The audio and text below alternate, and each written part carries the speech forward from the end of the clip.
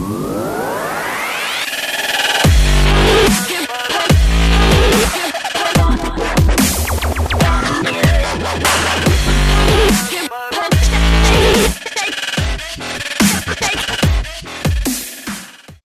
ladies and gentlemen, and welcome back to Squire Syndrome. I'm Ben Gilman.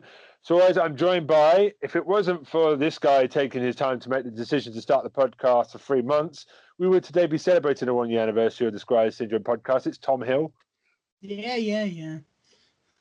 He's still disgusted from my horrible Irish accent last week. It's Dan Rudge. Always disgusted, mate. Always disgusted. And the other gentleman, Troy Salmon, can we hear your Irish accent, please, since you weren't here last week for Father Ted? Top of the morning to you. Passes. It passes. It fucking passes. Usually I could do a great Irish accent, but this I've been taking too much Jack Daniels right now. That's why it's bad. It's better than mine. It's Boston Irish then, is it? it's better than mine. Mine was Indian, apparently, according to Tom last week. Sometimes it was Indian. Sometimes it was Venusian. Okay, well, it's Spain style. Basically, you drove out of Dublin for about 3 miles and ended up in New Delhi. Ben's Irish accent. How are you guys all doing? Happy New Year to the folks at home. I've got a beer because it's the season. I've got a bottle of Jack that someone gave to me, cinnamon spice. A girl called Jess gave me. Great gift. I've got a Stella. I've got mint tea. Go on then, Minty. Go on then. Straight age over there. Not a Guinness. I'm disappointed. Honestly, much a teetotaler. Honestly, I only drink Guinness if I'm around Irish and Scottish people. We'll have to. Only. So now I know what you and I Tom just get. don't drink very often, Ben. Love me a bit of Guinness. Yeah, that's true. That's it. Okay. I'm not a teetotaler for alcohol. I'm just a snob for it. Yeah. We are not judging. So, how is everyone's Christmas? Christmas time. It's good for me. I don't know about you, rest of you guys. Well, considering I'm currently stringing up a Jackson short scale bass with flat wound stainless steel, I'd say it went pretty well for me. This was my Christmas present to myself. Hey man, it's good present. I'm going to be doing a lot of bass work this year. Yes. So, loving it. Lovely. Getting that working. Got myself a bass. Okay. So, everyone else good though? Get that boy too. Okay. Yeah, I'm solid. Trust me, I am solid. Literally, I did a Secret Santa thing with a group of colleagues of mine. So I literally drive around different places. It was crazy. Give each other gifts. It was mad. Loved it. It's a good time. Tom? Yeah, it's fairly quiet. Okay. Be a quiet time. Quiet time. Yeah, okay. Again, I don't like people. Quiet time, we wouldn't know if the zombies were happening. Hey, you need it sometimes. A quiet time, man. Yeah, you need it sometimes.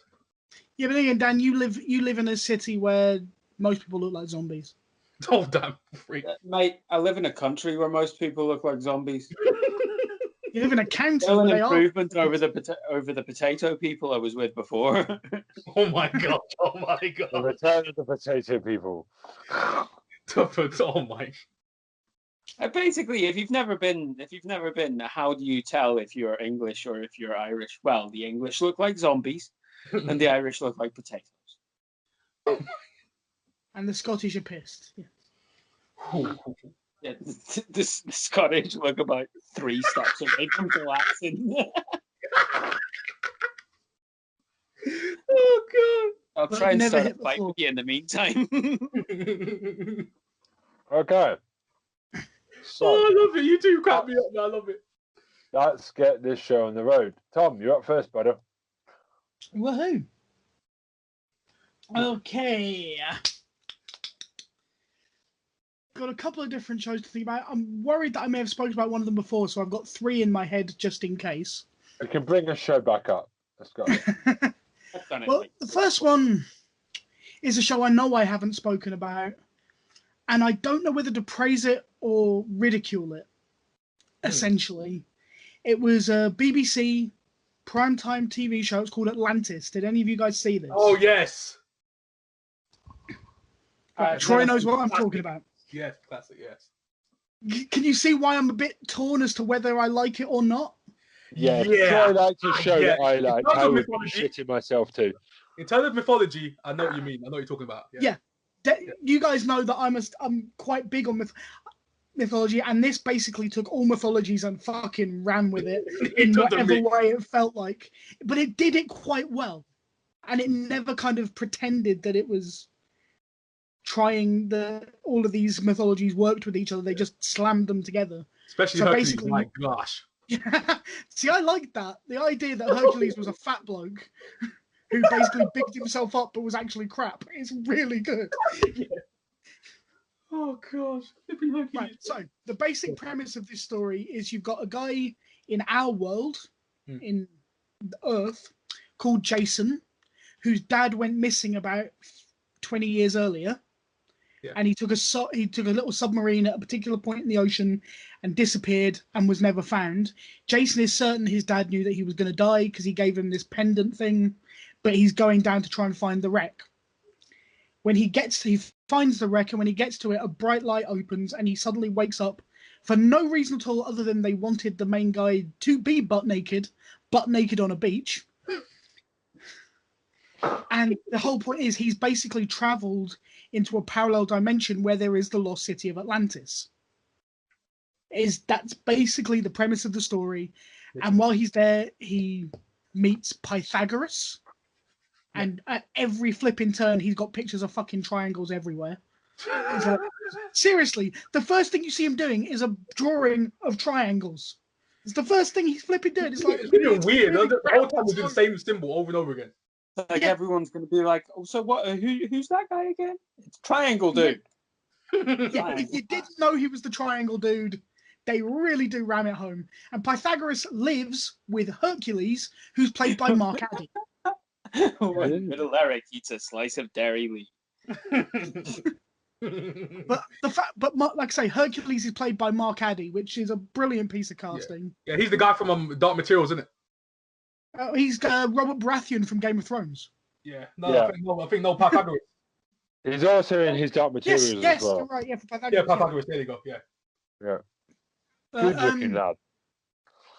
It's got loads. So basically, you've got King Minos is on the throne of Atlantis. His wife is Pasiphae, who, if you know your Greek mythology, was actually the mother of the Minotaur, and it's very complicated. Jason obviously turns out to be the guy from Jason and the Flippin' Argonauts, and you get introduced to Medusa and loads of. It's almost. Can we go back just a bit? I'm confused. Yeah. How the fuck do you give birth to a Minotaur?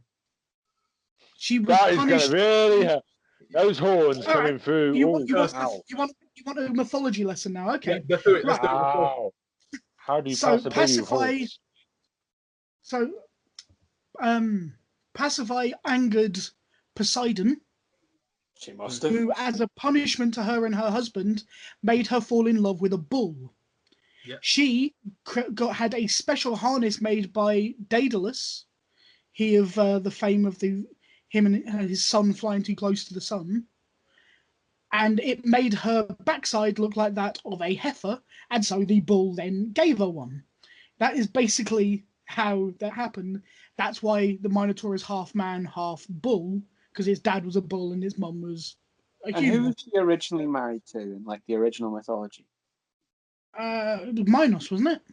Minos. So Minos Minos. is the original cuck. Basically. Well, actually, there'd been quite a few cucks by the time you get to that story in Greek mythology. He was one of the biggest. So there was no, and the very first episode of Atlantis is Jason, which once again you'll know is not the real mythology, killing the Minotaur. But it's a lot of mixture of different things. It doesn't take itself too seriously. It frustrated me. It had 2 full series, and they set the end of season 2 up for season 3, and then the show got cancelled. That angered me so much. And it was just getting to. Well, the thing was, they set up that Jason was finally going to go on the Argo, which is obviously what Jason is famous for in mythology, the journey of the Argonauts. So they set that up at the end of season 2 to happen in season 3, and then cancelled the damn show. So that was really frustrating. You're thinking, oh, finally, his actual mythology is about to be used a bit here. Woohoo! And then, yeah. But that's got with his sister, wasn't it? What's the sister's name again? His Medea. Yeah, Medea. That story that was actually in Greek mythology, Medea did help Jason to win the Golden Fleece. Yeah. And so that was actually quite the relationship between Medea and Jason, although they weren't brother and sister in Greek mythology. Yeah. But in the show, they were lovers. Yeah. That's what I was about. You doesn't really tell you much. What's that? Which in Greek mythology doesn't really tell you much. Well, yeah, Greek mythology, brothers and sisters got it on a regular basis. But never mind that. Greek mythology, you could get it on with vases of flowers. Well, yeah, that's true. So that is so. Why did you question how a bull can impregnate a woman when you understand that in Greek mythology I didn't question the impregnation. I questioned the birth. In Greek mythology, anything can happen. I'm guessing it was a C-section, but that's just the. It was a fucking U-section. A U-section. Now, when the monitor was ready to come out, it just did the C-section itself from inside. There's my joke gone. I was about to get there. Yeah, but yeah. Yeah, just turned his horns. That was it to come out. Yeah. Sorry, man. Done. Even that is a very big vagina. Dear God. Oh, just let's not get into the discussion about Pasiphae's vagina, for God's sake. Yeah, let's not get into that. That is that one. Yeah. But anyway, Pasiphae is kind of the baddie of the whole series, and she's actually played by Sarah Parrish. Oh, yes, Sarah Parrish. Yeah, I love Sarah Parrish. You might know her from like Cold Feet, stuff like that. She's an amazing actress. Yeah, she's amazing. But basically, this is the team that did Atlantis are the same team that also did the BBC show Merlin. Yeah. So it's in the same kind of vein as that. And I will. As good as Merlin. I know your man. What's his name? Guy who played Merlin. The Irish guy. Yeah. I met him a long time ago. Ollie Morgan. Yeah, he went to the same school as my cousins. He was best mates with him. Good actor. Good. Decent bloke.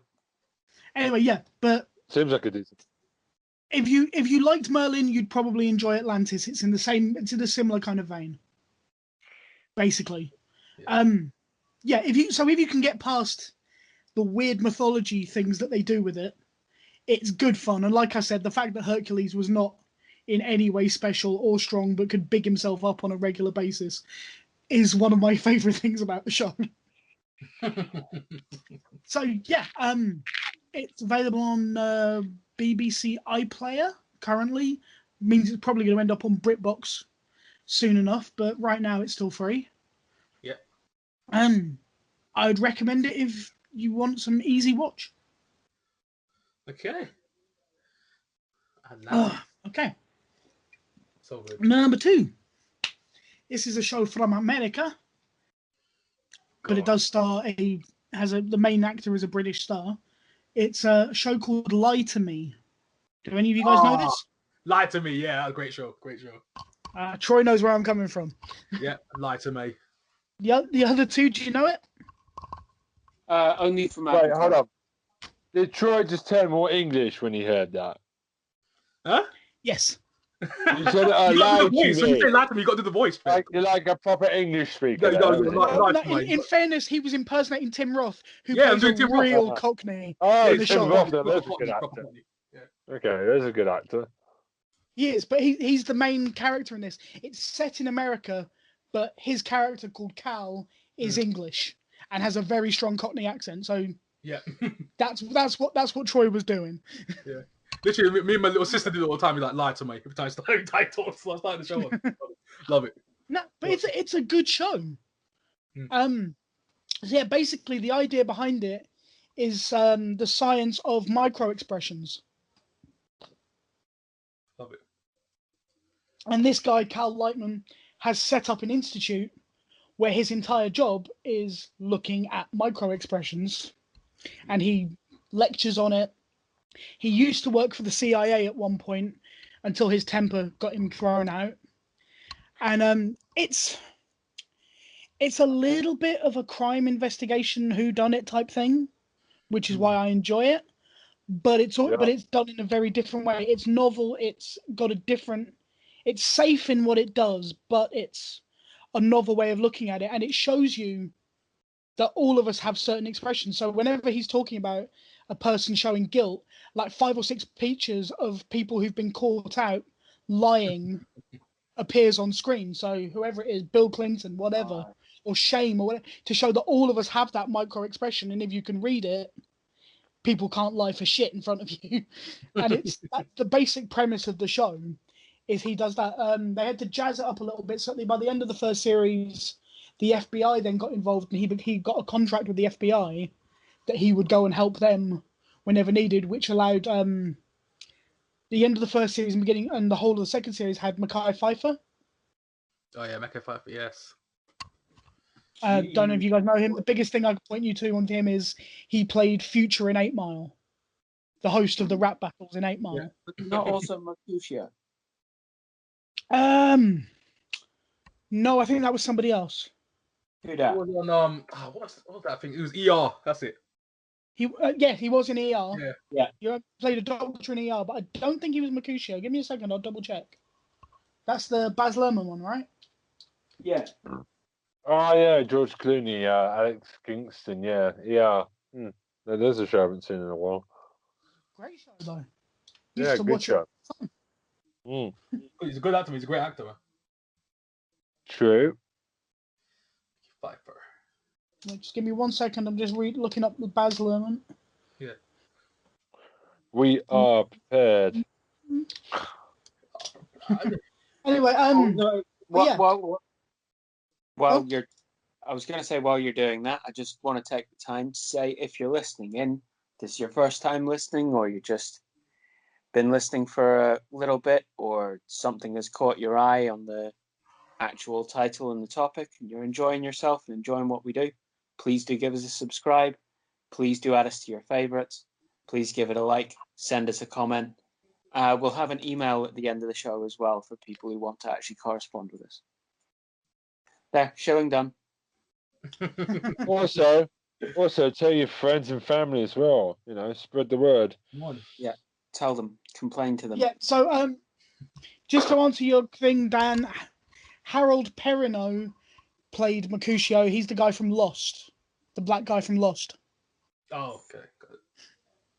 Sorry, guys, I got you mixed up. Two fantastic actors. Fantastic actors that I thought were what actors. What's the name of his son on Lost? That annoying kid. Yeah, he's the one whose son was on the island with him. Yeah. Whoa! Oh yeah, I know him. Oh, Walt! Whoa! The whole thing was a meme of him shouting Walt. He was a good character though.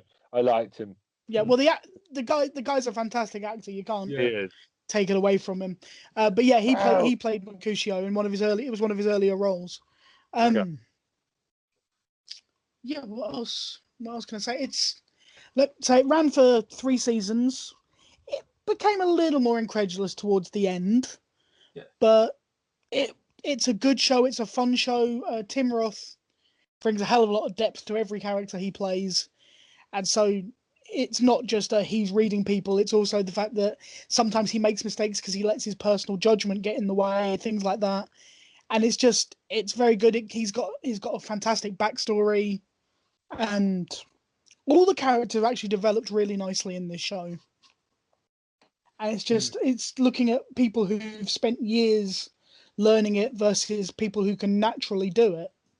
Like in the very first episode, he hires a new person who basically picks him out of a lineup of people at the airport. She works at the airport as a security guard, and she pulls him out for no apparent reason, but it's because he's actually thrown her a couple of subtle facial expressions that she picked up on because she can naturally do it.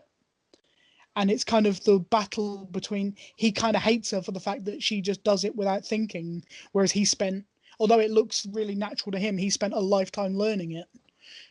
And it's a really good show. The storylines that run through each series make perfect sense. They deal with terrorism. They deal with, at one point they go to Iraq as well. So they don't restrict themselves to just being in a lecture hall and all those kind of things. And yeah, it's, once again, it's me talking about sort of crime fiction, but fuck it, that's what I like. And this is a slightly more novel version of that. So go and watch it. I believe it's available on probably Netflix, or it was. Still there. Yeah. Go and give it a watch. It is totally worth your time. Oh, wow. Okay. Love it. And that's me done. Go on in. Well done. Okay. So you guys remember we did the Friends special and we dived into it a little bit. We did a Friends special?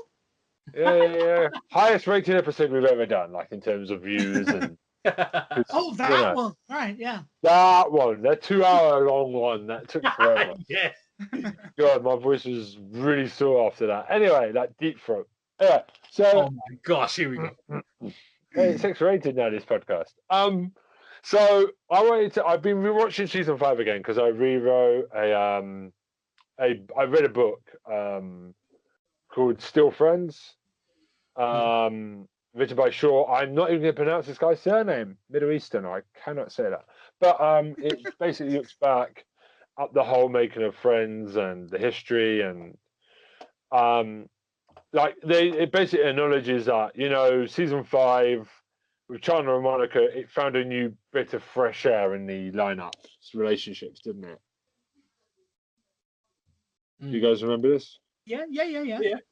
Yeah, because I remember I stopped watching around season 6 because I just thought it was. I finished watching it all now, but back in when I originally watched it when it first came out, I stopped at season 6. Yeah. Because I was a bit bored of the Ross and Rachel thing at that point. But older me appreciates the Monica Chandler relationship now. Them hiding away from everyone. It just gets hilarious how they're escalating it. But there is one problem with Friends, and it's a big problem. And after talking to my wife about it, Ross Geller is a terrible character. I mean, if he was my friend, I would get a restraining order on him so he can't come hang out with me and my friends. He's just annoying. I mean, I did say Friends is almost the perfect comedy, but I'm really beginning to hate Ross Geller.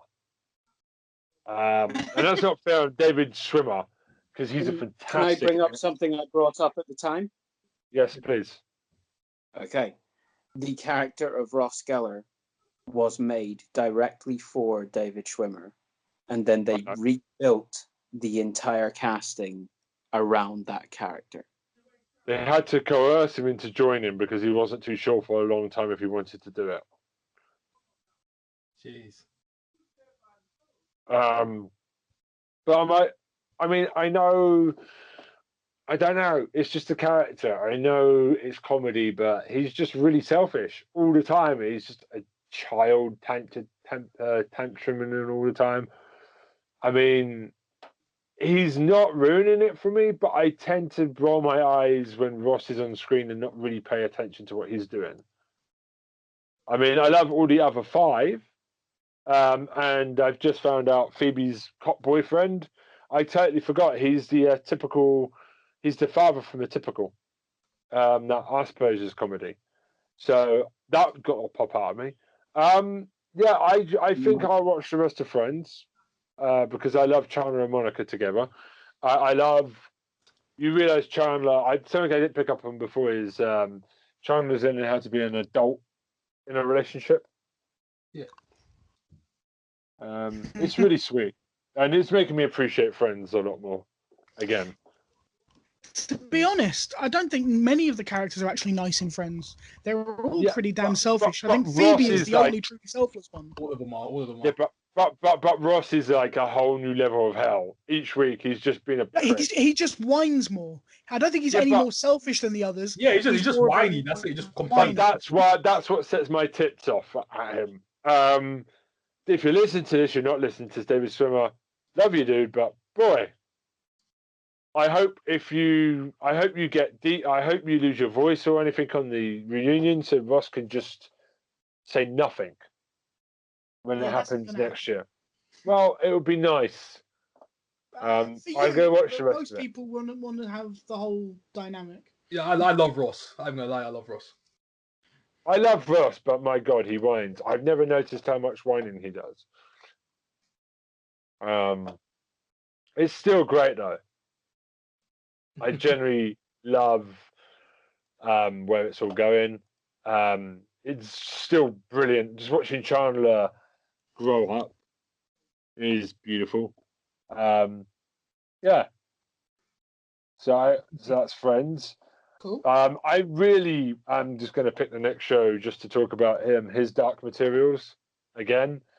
I seem to be on a season 2 kick at the moment. I always seem to bring up a second season each time.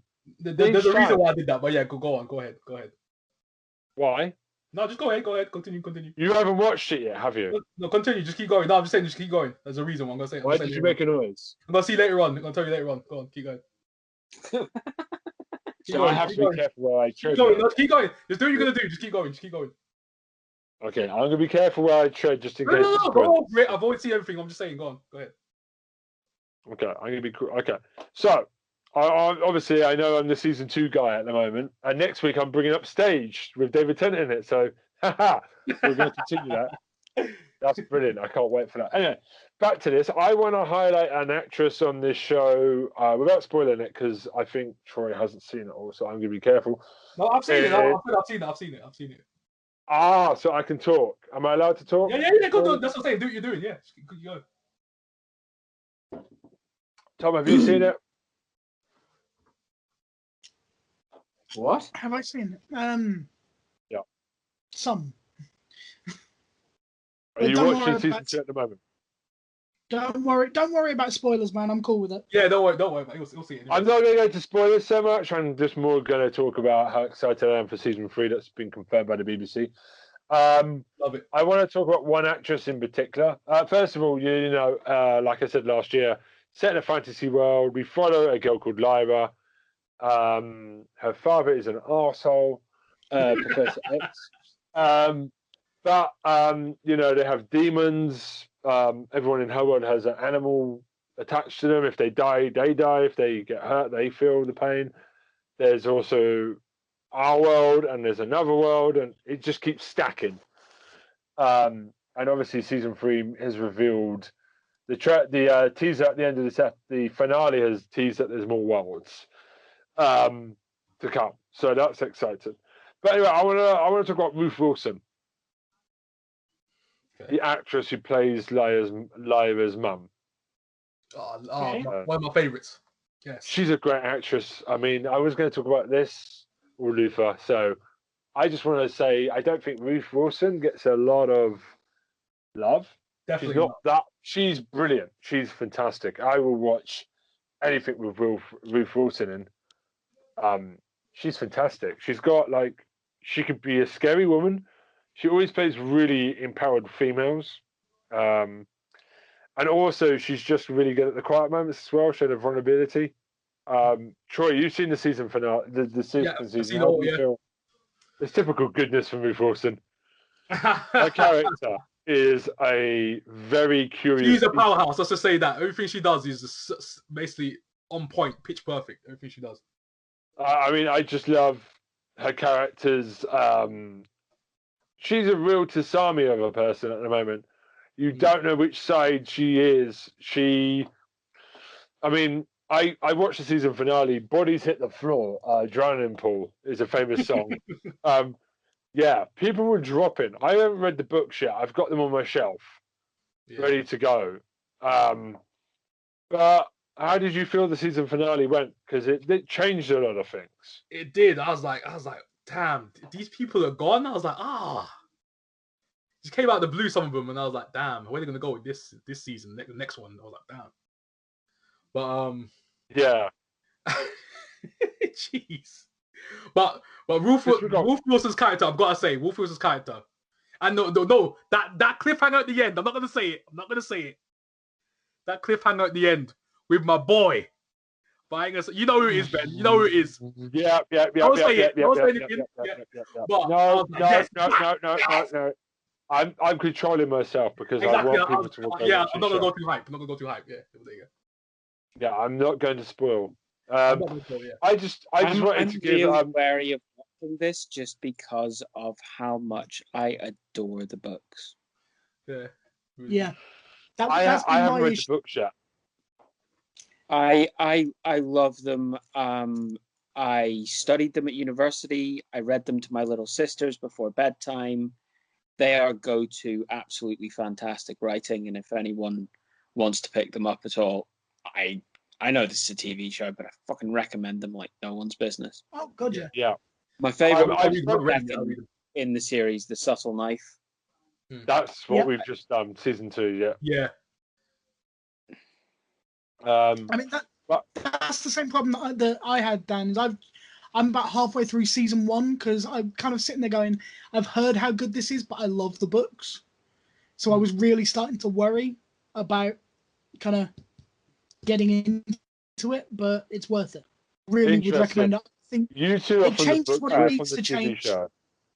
It changes what it needs to change to make it work for TV, but I'll put it on the list. It's true enough to the original books that it's really good. A fan of the books will enjoy it. I'll put it on the list, and I'm going to bring that up later on as well. So it's interesting. Dan and Tom are book readers. Me and Troy watching it from the TV show only. Yeah. Just to point out, but Dan and Tom are both English literature graduates from Cambridge, so reading is kind of what we did. I love a book too. Wait. Was that a dig? It was a dig. No, it was not a dig. That was just a statement of fact. No. Hang on. Wow. Before we have a fucking Square Eye Syndrome civil war over intellectual superiority, when you go to Cambridge and read English, it's because that's all you've been fucking doing for your entire fucking life anyway. It's very true. Because whenever you were a kid, you snuck books into school to read. Yeah. That's what you did. It's not because of any one thing or another, except for a fucking obsession with the written word. Yeah. I love a book. But I understand, like, I'm trying to remember what show it was.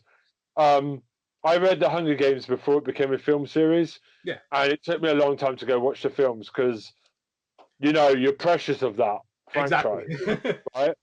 So, no, I completely get it.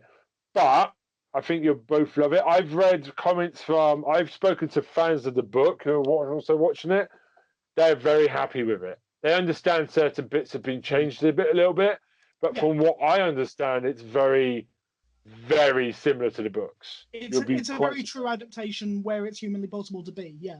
Yes. And that's what I'm finding in the series. And that's what I'm finding whilst watching series 1, is that it is pretty damn true to the books, as much as it can be. So I want to know why Professor Xavier hasn't taken Wolverine's daughter away, because they're, same characters. No, sorry, shut up, Ben. But I also think I've also got something that might get me in trouble.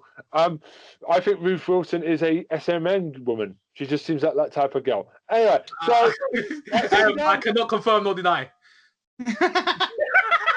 The suspicions of Ben Gilman are not the suspicions. Has she not seen the type who's a kinky girl? Disclaimer. No, but Tom did maybe want to watch the show, though, to be fair. Ben, open mouth, remove foot. This foot's too big. Anyway, that's me done. Just go watch it. Yeah, go watch it. Tom made me want to watch it. I need to come the first time. I was like, go watch the show. So I watched it all. Nice She recommendation. touches a monkey. Right. All right, that sounded dirty. Right, so yeah, love it. Right, who's next? Oh, Dan's next. Yeah, go Dan. It's my turn, is it? Yes. It Right. is. You. Because Okay. if Troy goes last and he talks about wrestling, I can turn it off for a bit and then come back for the evening. Yeah. All right, Dan, you're I've now. got some surprises for you guys. Okay, I got a bunch of shit to talk about today. For very personal reasons, currently myself and Netflix are not getting along. This may be true or may not be true with the Who rest got of. the kids in the divorce? Who got the kids? As it stands, it's a 0-0 draw, and we're down to a penalty shootout. To be honest, but I'm currently not dealing with Netflix, and as Netflix and Crunchyroll are the only things I have access to at the minute, I've been on Crunchyroll a lot. Go on then. So I've got a couple of things to talk about. I'm sorry, the anime train is going to continue. My first choice is actually 3 animes, which I'm going to briefly speak about. My second choice is not anime related. So I just want to bring to people's attention. First off, there's an anime called The Tower of God. Okay. I say it's an anime. It's a Korean webtoon. But to anyone who is a completely Philistine level Westerner like me, I just went anime until someone pointed out differently. Based on a manhwa, which is basically a Korean manga. Yeah. It brings up a lot of issues surrounding unrequited love, uneven love, what is important to a person and why, even though it might be ridiculous, it is important to them. It's a fantasy tale. It's set in this world which isn't fully explained in the series. You're given hints and bits and pieces, but you're not given a full picture. The first thing you're shown is this couple, the girl trying to get away from the guy saying, "No, I've made up my mind. I'm going to climb the tower." And the guy's like, "No, stay with me. No, at least go with me. No, I can't leave you, blah, blah, blah, blah, blah."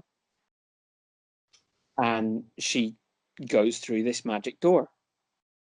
And he's sat there going, I can't live without her. And suddenly he's allowed to go through the magic door as well. And suddenly they're inside this sort of test that is whether or not they can climb the tower kind of test. And they're not together. And you're following him. And a bunch of stuff happens, and it carries on, and basically the idea is he is chasing her. She says she's chasing the ability to see the stars. But her motives start getting called into question an awful lot. Yeah. There's a bunch of other characters in there. They're all competitive, heroic, or villainous types. No one is quite who they seem, and prepare at the end of the series, if you choose to watch it, to not really have that many answers yet. And also prepare that there are no current plans for a second season, even though, having watched it, I cannot see how they cannot do a second season. It's done really well. Give it a shot. It's only 12, 13 episodes. Okay. Oh, I'll check that out. Tower God. Okay. Well worth it, and a really good example of Korean animated TV. Second anime I want to talk about, actually you could watch on Netflix if you wanted to. It's Mob Psycho 100. Yes! Mob Psycho! Yes! Who made One Punch Man. Oh, yes. Which Have is you watched the live also action? amazing. This is sort of a similar story, but from a completely different angle. Again, you're following someone who has a massive amount of power and doesn't really know how to measure themselves versus other people. They sort of have a weakness and an uncontrollability to what they do. It tackles a lot of issues surrounding that kind of stuff. That what if too much power? What is the consequence of carrying this shit around all day, every day, trying to be normal? It deals a lot with people using other people, uneven relationships, character growth. Really, really nice writing. Unique animation style, very much like One Punch Man, but with a bit of its own like unique and original twist. 2 seasons of it out at the minute, and I didn't skip forward through anything. I didn't turn off and switch off through anything. It's an attention grabber. You'll want to watch it. I really like the live action. Netflix produced a live action Mob Psycho 100 as well. That is also really good as well. So I'm gonna have to watch that. I'll check it out. Brilliant. Because I have not watched it, and I do have to. But that's gonna have to be at another point because, as I said, me and Netflix aren't getting along right now. Okay. The last anime that I want to speak about is a little bit different. It's more along the lines of that kind of alternate world where someone from the normal world has managed to get over there. Yeah. Basically, there's this dude in Japan. He's a bit of a shut-in. He is respected by like the people who are sort of junior to him. There are people who respect him, who care about him. You can tell this right at the beginning, and you can also tell he's very lonely. And he hasn't ever had any female company in any kind of way, and he craves it, but doesn't think it's ever going to happen. And then all of a sudden, this dude gets stabbed to death. And as he's dying, he starts going, for fuck's sake, this pain's horrible. It's so hot, it's so cold. I hate hot, I hate cold. And you start hearing this other voice, sort of slightly secretarial, computerized, automated vocal style voice going, options noted, heat resistance, cold resistance, pain nullification, Konosuba. like all this sort of stuff. He's like, my guts are spilling out. Why do we have to have organs? No organs necessary. That sort of shit going on while he's like dying.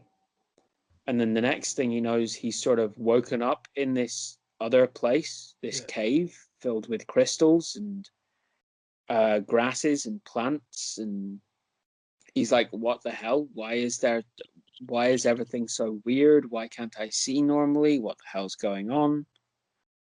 And he eventually learns that he's been reincarnated as a slime. Oh, okay. I know what you're talking about now. Yeah. Anime is literally called That Time I Was Reincarnated as a Slime. Yeah, my friend told me about this show. Yeah. This show is so sweet. It is very sweet. It's very much your sort of, there's a lot of your basic anime fare in there. There's your big-titted ladies who just don't seem to have any sort of level of compunction about flopping their tits over a slime. Like, he's a bit of a perv, and he's a bit of a lech, and it's the main character is the pervy comic relief, really, but it's done very gently, and the way that they do things is sort of that almost you are evolving through a game. You're gaining your village, and you have your allies, and now you're gaining more power, and then this and now that. And just, I really enjoyed it. It is very sweet. It's very gentle. There's not much to worry about with it in any way, shape, or form. If you're looking for something, but you're like, it can't be too edgy, I recommend this. Okay. I really liked it. So those are my 3 recommendations from my anime viewing for this last little bit. I've got some others that I'm working on at the minute, bit by bit, but also just things have been busier over Christmas and over the New Year, you know what I mean? Yeah. And also there has been something that has been taking up a lot of my brain space recently. Because you all know me, I'm Dan Rudge, but you don't know that I'm also a Kevin. And what I mean by a Kevin is that I am probably most obsessed in all the world of literature and TV shows and any kind of fiction, I am most obsessed with two writers. And those two writers are Douglas Adams and Terry Pratchett. And recently there has been an announcement about a television show based off of the works of Terry Pratchett. And I say that in the loosest possible fucking terms. BBC America has created a propaganda machine based off of the Discworld. I'm assuming you guys have all seen the Sky adaptations of Discworld. Yep, loved it. Discussed them on this podcast. Yeah. All right. So we're talking about things which they have split the audience already. Especially Going Postal. See, I really enjoyed it, but I can understand why people... I adored it. Yeah, but I can see why, if you've read the books, you might be going, I had that. I can get it. I did have that, but at the same time, it was along those lines of, we've spoken about it already on this podcast that we're talking in now. Yeah. There's going to be some differences, but there is a lot of faithfulness applied, even in those televised differences. Yeah. That charm, that Terry Pratchett satire, that very carefully and intricately put together world is intact even in Going Postal.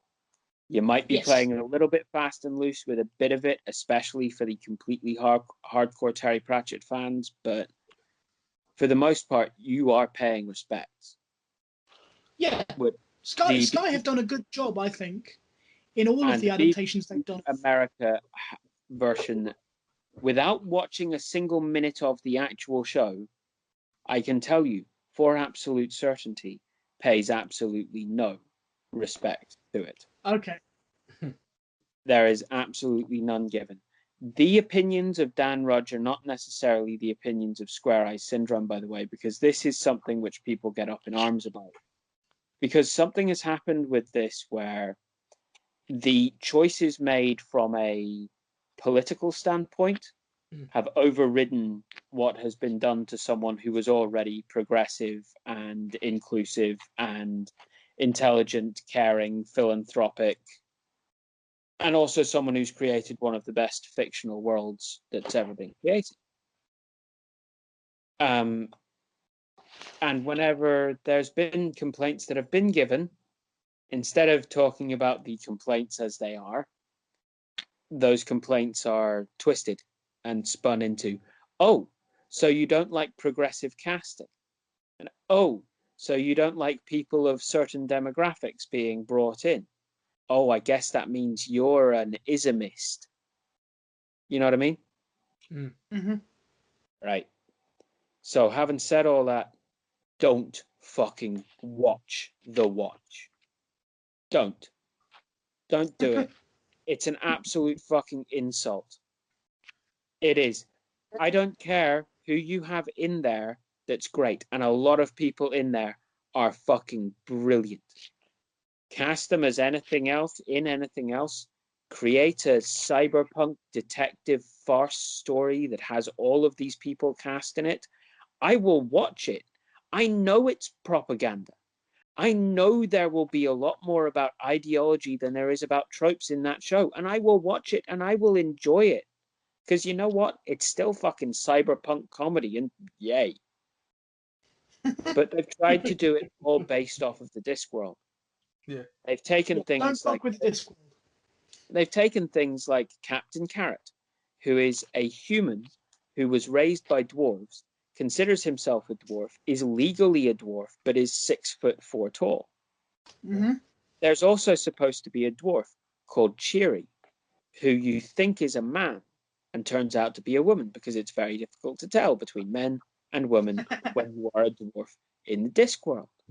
It's part of how their society works. It's all very circumspect and trying to figure out if the person you're getting along with is a friend or a mate, without causing them too much embarrassment. But they have cast someone as this dwarf who is no shorter, really, than the guy playing Captain Carrot. Like, it might be like half a foot shorter, but there's supposed to be a real difference, and there's no camera trickery or anything. So the joke about Carrot being the super tall dwarf is gone, but they rely on it anyway. But the guy who's been, sorry, I say guy, the non-binary born male actor who is playing the role of Cheery. You mean the guy? The person. I don't know. I have no idea about pronouns or preferred terms or whatever. I don't know enough, so I'm not attempting it. But Okay, I have enough. nothing against them. Absolutely nothing against them at all. Haven't seen them in anything before, to be honest. I have no issue with them as an actor. I have no issue with them being cast in whatever. The character's gone. The Cheery character is gone. And the same has happened with lots and lots of things. There's the main character's love interest has been recast to be a lot younger, a lot thinner, but also black. And whenever you say, hang on, wasn't Lady Sybil this old matronly fat woman who kept sick dragons? People are like, what, you have a problem with us casting someone who's black? And it's like, no, we have a problem with Lady Sybil being a fucking vigilante.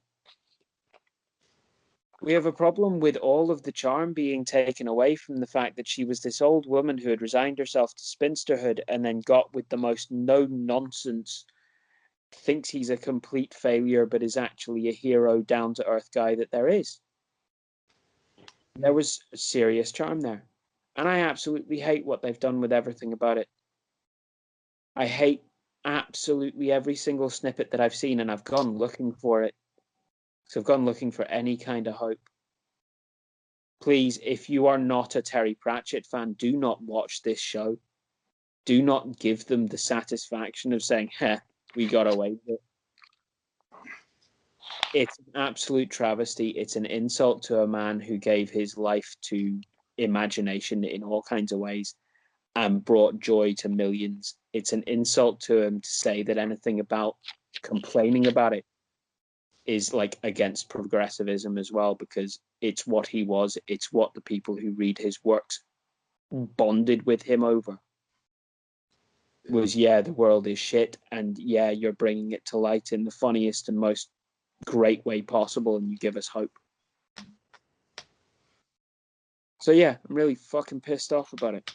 I really want to go and read another Terry Pratchett book now. I'll make sure to read them now as well. Read Terry Pratchett. I'm just rereading Mort at the moment, so Yeah.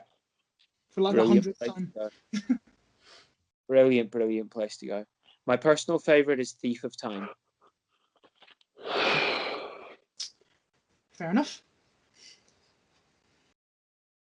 Just because you get to see Rob Sanglod and Lucy a lot in it. And I like those characters. But hey. Veterinary is always going to be my favorite.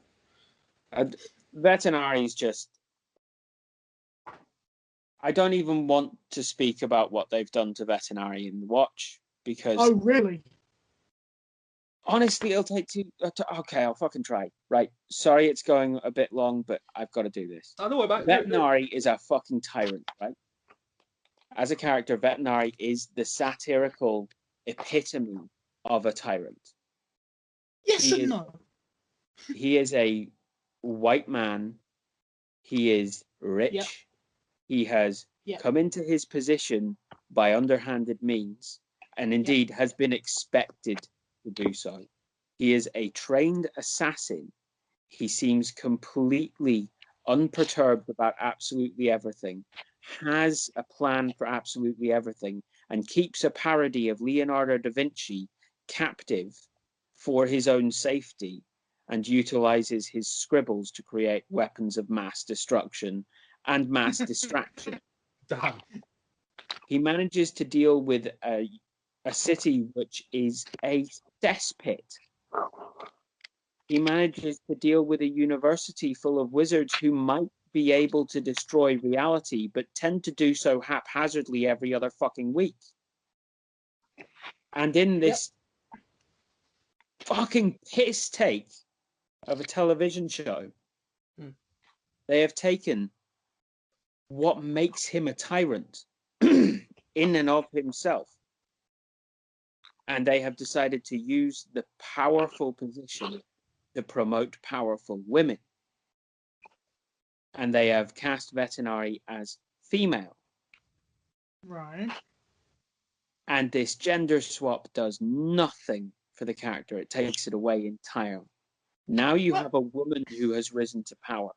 Now you have something which breaks the parody, breaks the satire that this entire character is built upon.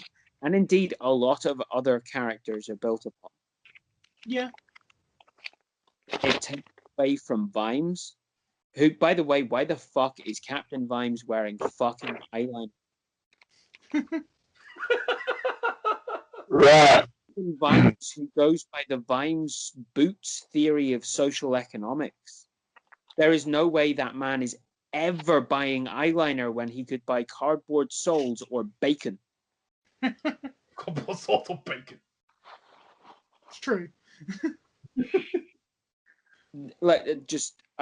I hate this. I hate it. I'm getting that. Yeah. I don't hate the actors. Tell us how you really feel about it. Don't stop. I don't hate the actors. I don't even hate the writers, because the writers tried to be more faithful. And whenever they brought the more faithful adaptation forwards, they were told to go back to the drawing board. This is exactly how I feel about Jodie Whittaker's take on Doctor Who. The Americans are fucking... Dan, you've managed to bring him back onto Doctor Who. Oh, no. Right, we got to give Troy a bit of a go, though, because he's been patiently waiting. And I think we need to take Dan out of the anger zone for a bit. Go for it. Yeah, that's fine. Thank you, Dan. Okay, so that was a good one, Dan. Shall we go with this week? Yes. Okay. The only reason why I made the noise earlier on when Ben was talking, I was like, he took my dark materials. I was like, But I was gonna talk a bit about that, but yeah, that's fine. I got. You can talk about it more if you want. You can talk about it more if you want. Let's do it. I'm good. I'm just gonna leave that one for now. You expanded on it well. But I've got two, so I've got two backups right now. I might have another one right afterwards, just as a little tribute type thing. But my first pick, I don't know if you guys have heard of it. I just started watching this a couple of days ago. I'm on 2 episodes, but those 2 episodes are so damn good. Tokyo Vampire Hotel. I don't know if you guys have heard of that. Yet. Yeah, true. Is that anime? No, it's a Japanese live action TV show. Oh, it's Amazon. I've seen this. Yes. Oh, this show is tight, baby. Love it. Hey, it came out in 2017. It's a Japanese 9-parter, but I've only seen 2 episodes so far. But those 2 episodes that I've seen, my gosh, it's mental. It's flipping mental. Japanese bonkers. It's flipping chaos of the greatest kind. So it's I'm sold. Yeah. Huh? What you say, Tom? I'm sold. Yeah, so hey, trust me. Tom, you need to watch more Japanese stuff. Trust me, you're one of the 4 of us that don't watch enough Japanese. And just complete madness, you're gonna love it. Oh god. So basically it's like a vampire show. It's basically obviously there's in the title. But it's directed by a guy called Sion Sono. His work is flipping insane. He's a great director. He's amazing. This guy is so good. But it literally came out.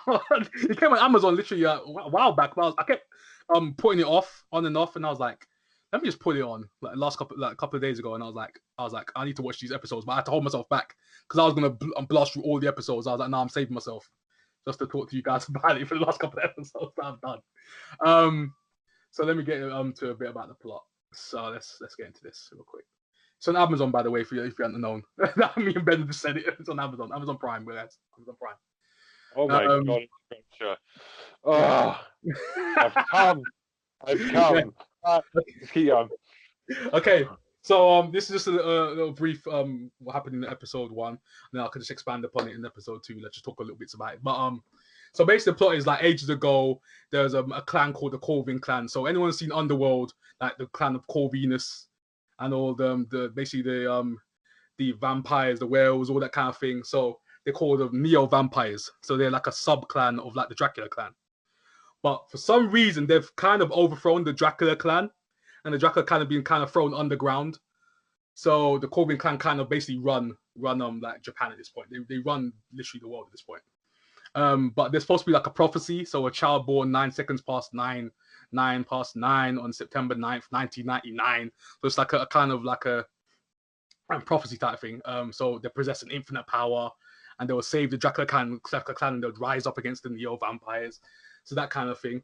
But it's basically based around a girl called Manami.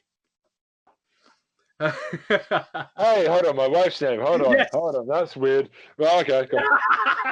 At first time I heard that name, I was like, "Oh my days, Ben." I was like, Yeah. It's still weird. Even hearing you say it is weird. I was Okay. like, Manami. Manami's in the show. Let's go. Yeah, that's what we said when we saw that. All right. Anyway, keep going. But yeah, so literally, this is how the show starts off, guys. By the way, Tom and Dan, this is how the show starts off. So, they're in this. It's kind of like a restaurant type place, where all these girls are talking. They're having fun. There was like like 3 goth girls sitting down there talking about how they're gonna kill people. So they kind of gave away that they're kind of vampires. So then it kind of cuts in that there's a faraway cut, and you see this door, and I'm like, where are they going with this? 3 girls talking about killing people, say they want to go outside and just literally drain everyone dry and all that stuff. As vampires, as you do. So then this girl just comes in, part of like Dracula clan. You kind of realize that's Dracula clan later on, but then first you're like, who is this girl? Rocks up in this nice petite, this kind of schoolgirl type, no, that kind of girl. You think wouldn't do anything, like button wouldn't melt. The usual. Now I'm like, wait a second, this is dodgy as heck. She just rocks up and goes to these group of girls at a table in the restaurant, and they're like, wait, who the heck are you? And then all of a sudden she just goes, he just rocks up, gets a gun out of a silencer on the end of it, starts capping people. And I'm like, what the heck is going on? Doesn't care. Does not care.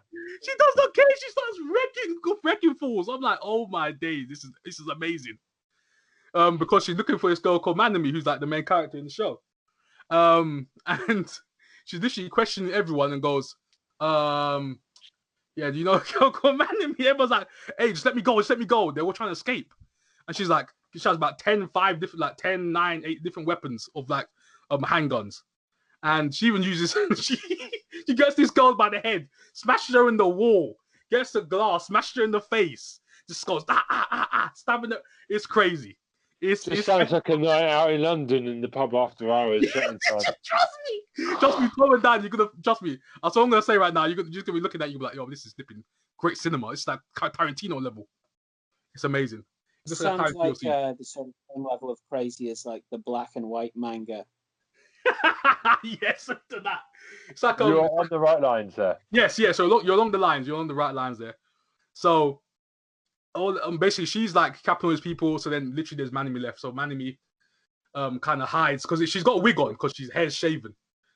So she kind of literally hides underneath the table while these other flipping assassins coming out from the Neo clan, the Neo vampire clan, takes her out. And I'm like, what the heck is going on? Because they're looking for Manami. Because she's got this special gift that's supposed to save the Dracula, to save the world apparently, because the world's about to end. Because this palm reader, there's this older woman outside. She's reading people's palms, and she's basically saying there's no future for any of them. So this kind of weird prophecy. So everyone's literally about to die. It's linked to the Dracula clan and the Neo clan. So this whole show. I think there's even a guy. He's like the subhead of this Neo vampire clan. It's called Yamada, and this guy rocks around in this limo. He's like this suave, Dracula type, Vlad type character, and he looks like TJP. Everyone's with the wrestler called TJP. He looks just like, for God's sake, just like him, Ben. He looks like TJP. This guy, Ben, you know it too. I'm telling you now, boy. It's like a Japanese version of TJP. I'm like, oh my days, this guy's TJP. God. But I had to put it in there. I had to be said because I was thinking about it the whole time watching it. I was like, no, you don't have to keep bringing it. But I had to do it, man. It has to be done.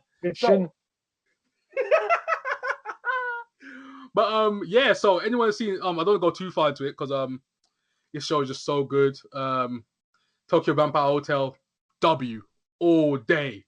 So you've done saying my wife's name about 100 times. Brilliant. Yeah, Manami. She Shut my head out. Move on. Well, I should give him a shout out to Manami. So there you go. Dear God. She doesn't listen to this. She'll never know. Right. Next one. Yeah, so that's my first one. So part two, literally can't remember if I said this before. I think it was the sister. I think I did bring it up one time. So yeah, the sister. Russell Tovey. Oh, Russell Tovey. Yes. So I've watched another episodes. This is like there's only 4 episodes, guys. If you don't know. Yeah. Neil Cross, who did Luther. Yes, so good. My gosh, this third episode. So then we kind of realized that okay, the girl that died, there was a master plan at work, guys, behind what happened to the sister. She died. She basically sniffed coke up her nose. She had a bad reaction, hit her head on the window shield. I think anyone would have a bad reaction to coke. No, but the thing, jeez, man. But it was bad reaction because it was spiked. It wasn't just the coke itself; it was spiked for a reason. Okay. The guy called Bob, the one I was talking about last time. Guy called Bob. He's apparently friend. This professor is literally a fan of ghosts, and he wanted to. This is a spoiler. This is a massive spoiler, but I'm gonna say it anyway because this is a great twist. This guy wanted to create ghosts. That was the twist. He killed it because he was like, I had the perfect thing. The sex, the drugs, the dead person in the woods. So basically, he wanted to create his perfect like way of creating the spirit, creating a haunted spirit. That's what he wanted to create, a poltergeist. So his plan all along was to kill this girl's sister, and create a ghost. So that's his whole thing. That's his whole master plan. That's mental. Like, huh?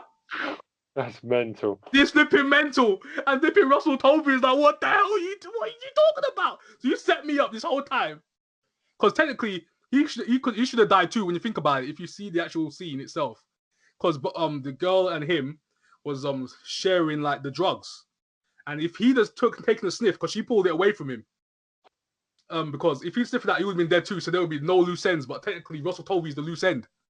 It sounds like you're talking about his real life, like he's got a drug addiction. That's his name. It's the show, guys. It's called The Sister. Yeah, so that's the show. Russell Tovey has a drug addiction. Ruth Wilson is that's what it sounds like right now. Let's go. But so that twist killed me. I was like, oh my god, this guy was trying to create spirits. This guy's a savage. This guy's a villain from Ghostbusters, bro. I was like, yo, that was a great twist. But oh my god, hey, anyone seen The Sister? All right, check that out. If you haven't seen it, right, it's only 4 episodes, guys. Only 4. It's only 4 episodes. That's good because it means it's nice and low. Yeah, it's nice and short. You can watch it back to back. Just binge it, man. That's why I like shows like that. Under 10 episodes a season, punchy. Yeah. That's what I'm saying. It's punchy. Gets to the point. It's obviously it's like long pauses. There's a suspense thriller, obviously, but at the same time, it's got that supernatural element to it. That little hint of supernatural elements to it. You don't know if it's really supernatural, but is it supernatural? It kind of blurs the lines at times, and you kind of basically led to believe what you want to believe. I've got one question because I haven't seen this yet. Does Russell Tovey get his kit off? Does he always take his clothes off? It's like a thing in his contract. You're naked to see, but he's been covered. He's been covered most of the time. Most of the time, he's been covered. Yeah. So I haven't seen, yeah. He's kind of changed up. He's matured. He's matured, Ben. Yeah, he's matured. So. Wow. So yeah. Wow. That's like Jason Stratham playing a ballerina. That is. That's really different. Right. So, thank you, Troy. Yes. Okay. Yeah. So I have an email. It's Brittany from New York. As we continue to have no other people from anywhere else besides America emailing us, for God's sake, this is lovely. Okay. So she loves the podcast. Hopefully she's the first New Yorker. You are the first New Yorker. Well done. Your no prize is in the mail. That is air and an envelope. She's got a couple of questions. Oh dear God. Dan, are you good at strumming? like you are with your besides guitar. That's a bit rude. Oh, damn. Oh, What? saucy. I'm Hello? assuming I have a place to crash in New York if I ever go there. Go on, Dan. Go on, then. Go on, my son. I think you got a phone there, Dan. Go on, Dan. This is what happens when I don't... Look, So- I'm not going to say anything that is going to be like just straight up, but I am going to say that it's one of the indicators, isn't it? Being good with musical instruments, being good with vulnerable things like animals and children, and being charming. Knowing how to dance. All good indicators. I play drums, by the way, Brittany. I play drums. Oh, God. It's a competition. No, if you want any Tom. impact playing Troy's your man. Tom, do you want to throw your hat in the ring for Brittany's heart? Dear God, what's happening no, I'm in this good, episode? man. All right, me too. I'm married, so that's good. All right, that's cool. Brittany, I'm sure you're lovely, but thanks. What a first question that was. Well, okay. Second question, you guys like wrestling and anime, so why not do a wrestling/anime podcast? You could move the wrestling and anime talk to that place. We were... Plans, Brittany. Hold on. So, first of all, we have me and Dan are... Tom and Troy are like the backseat passengers at the moment, but me and Dan are kind of working on expanding slowly. Different themes over the next year or so, 2 years, 3 years, whenever. And we have spoken about wrestling and anime at some point, haven't we, Dan? We have indeed. Yeah, we might have to. Eventually, when they're established, I mean, Tom and Dan have their film one coming out soon. Me and Troy are going to do the animated ones. Yes, and then... we're hoping to end January with that one, I believe. Okay. That is the intention, yes. Me and Troy are going to start recording in January for our animated one. Yeah. I can tell you that we're also looking at video games streaming. Someone asked 2 weeks ago, Dan, you don't think you were here to ask about Sammy and Tara making returns. They are people that we are reaching out to help us with the spin-offs. So we're going to try and grow the Syndrome family. So don't be surprised if there's more people this year in 2021. We'll grow it slowly, but when the time is right and the anime and wrestling podcast is there, we will eventually move all anime and wrestling over to that thing. But for now, it stays until it's time. Yes. Yes. Also, somehow wrestling always seems to find a way in each week. Last week, it was me on the Father Ted one saying Sheamus was a fan. Troy, I don't think you heard. I swore when I heard that. I was like, damn it, why did I bring it up? See, you can't help it, Ben. You can't help it, bro. I don't know if Brittany hates wrestling. Sorry if you do there. I don't know. But it's technically a TV show. And Troy hasn't brought it up this week. Wait, before you finish, Ben, No. Before you finish. No, Troy. John Troy. Hubert, Mr. Brody Lee. Oh, yeah. Shout him out. Let Shout him out. Age 41. Died way too soon. R.I.P. Brody Lee. Yep, rest in peace. God bless you. Last question. What shows are you guys looking forward to next year in 2021? I've already tipped my hat to one, Stage Season 2. Yeah, I'm right. Maybe I could be Mr. 2, Mr. Pooh. Next, this is my new gimmick, Season 2s. You know, whatever. I'd definitely stay. I don't know. The thing that I'm kind of looking forward to, which shouldn't come as a surprise to anyone, is well, it might do to Americans, is a show called Death in Paradise, which is always on in January for the last 10 years. Oh, Death in Paradise. And I was actually going to talk about this week, but decided against it. But yeah, it's basically a weekly murder mystery thing on a small island. So why anyone would ever move to that island is beyond me. But other than that, it's a murders, isn't it? Why would you move there? Yeah, why would you move to the village of Midsummer? It's the same of why would you move to this island? You've got a very good chance of being killed. Okay. Anyway, yeah, but that's kind of the thing that I'm looking forward to, especially in sort of January. I haven't really been looking at what's coming up this year, to be honest. All my stuff, it's a bit weird because of COVID, so there's going to be a lot of nothing next year, most probably. Death in Paradise. A lot of I'm looking forward to what do you call it? What's that show called? The one with the vampires. Sky. Well, that could be any of them. Sky. English show. The sexy bitches one. Oh, that's it. Discovery of Witches. There we go. The ones with their mouths open on the poster. Discovery of Witches. Yeah, the one where they got their mouth open, like they're trying to stick a dick in their mouth. Oh my god. That one? Yeah. Okay, that one. Yeah. Well, it's very hard to find a good witches show in this world.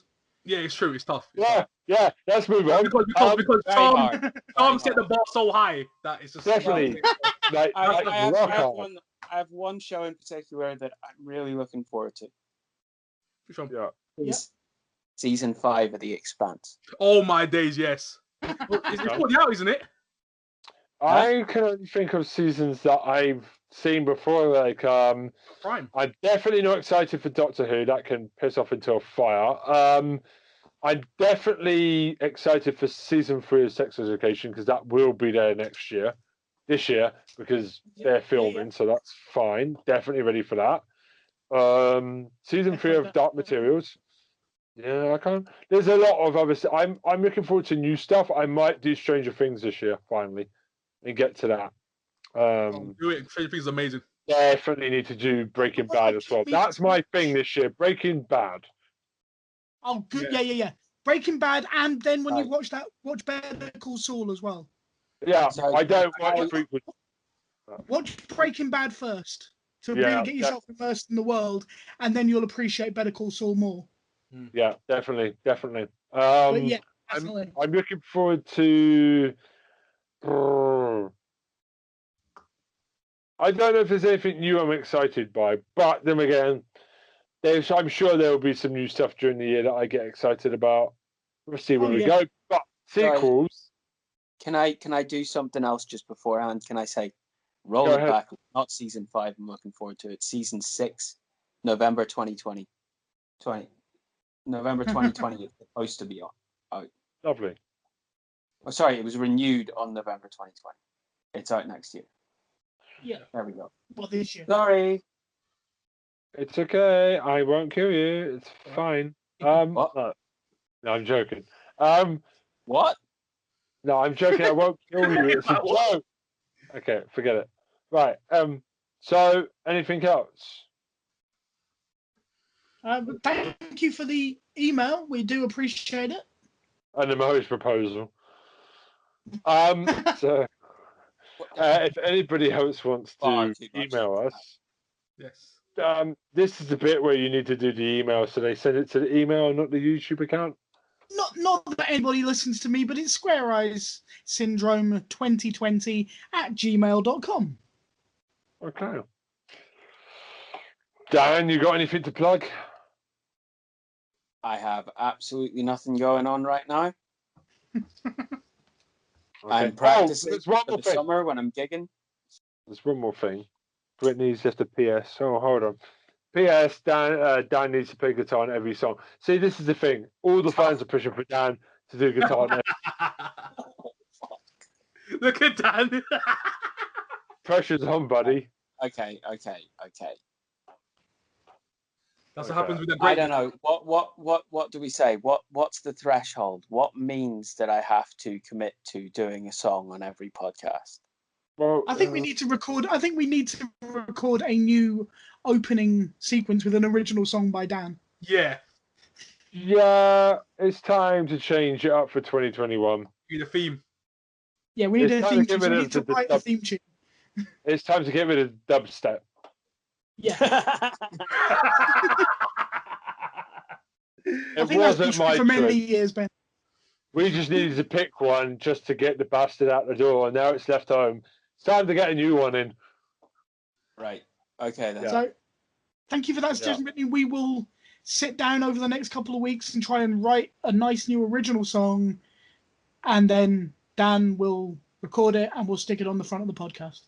Yes, and to, like I said, we've got big plans for the next year or so. Just be patient with us because, we are going to try and splinter certain things off into other podcasts eventually. But it is technically not cheating by having wrestling or anime. They are TV shows. I don't know, though. I don't know if she's annoyed though. She's just No. sounding. She just it could just be a suggestion. But Monday Yeah. Night Raw is the longest running weekly episodic show on television, I'll have you know. Yes. Oh my god. Okay. Thanks, Michael. Thanks, Michael Cole. Anyway, so this is the first of many podcasts this year. Just want to say thank you for all the support. We've grown quickly in just 9 months. I still blame Tom. This should be the 1-year anniversary. Fuck you.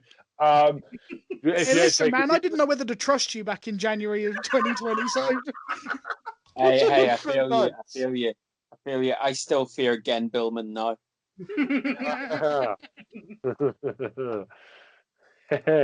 Okay, so it's goodbye from me. goodbye from me. Bye for me. Happy New Year, everybody.